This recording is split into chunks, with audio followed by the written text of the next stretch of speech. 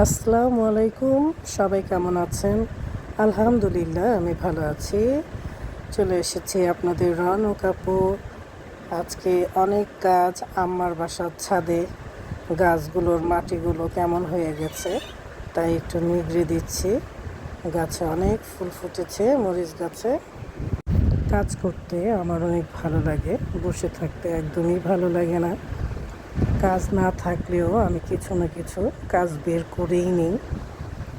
আম্মার বাসার ছাদে অনেক গাছ, গাছগুলোরও যত্ন নিতে হয়। কাজগুলো করতে আমার ভালোই লাগে। এই যে কাজুলি লেবু, এটা বেশ ভালোই বড় হয়েছে না?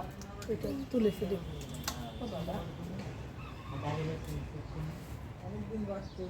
কি সুন্দর ঘ্রাণ লেবু।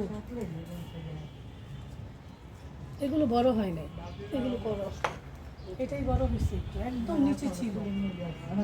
ছাদের এই জায়গাটা আমার খুব পছন্দের। বগেনভিলিয়া গাছে মাশাআল্লাহ আবারও ফুল ফুটছে। এই গাছটায় ফুল ফুটলে কি যে ভালো লাগে।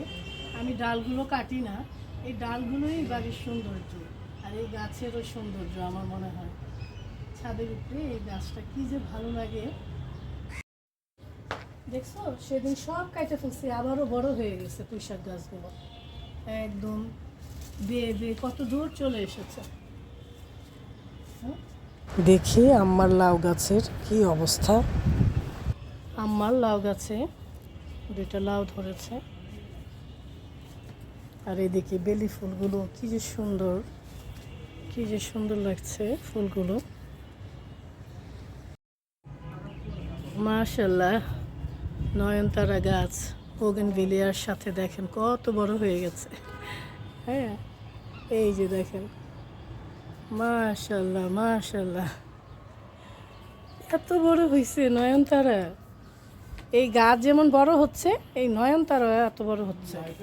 এই যে নয়নতারা গাছগুলো আমি একটা টবের মধ্যে উঠিয়ে ফেলবো, কারণ অনেক নয়নতারা হয়েছে বোগেনভিলিয়ার দুইটা গাছের মধ্যেই। গাছের আমগুলো চেক করা হচ্ছে পেকেছে কিনা। সাইফুল বলছে এখানে নাকি একটা আম পেকেছে, কিন্তু আমি দেখেছি পাকে নাই। যাই হোক, ও অবশেষে খুলে দেখে আসলেই কাঁচা, কিছুই পাকে নাই। বৃষ্টি পড়াতে গাছগুলো আবারও তরতাজা হয়ে গেছে, ফুলও ফোটা শুরু করেছে, আর ফুল দেখলে আমার খুবই ভালো লাগে। এই গাছগুলো না থাকাই ভালো, বুঝছো? এই যে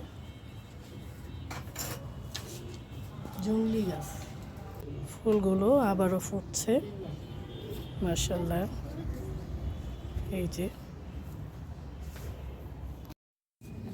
মরিচ গাছের মাটিগুলো একটু নিগড়ে দিচ্ছি। সবাই ভালো থাকবেন, সুস্থ থাকবেন, আমাদের জন্য দোয়া করবেন। আল্লাহ হাফেজ।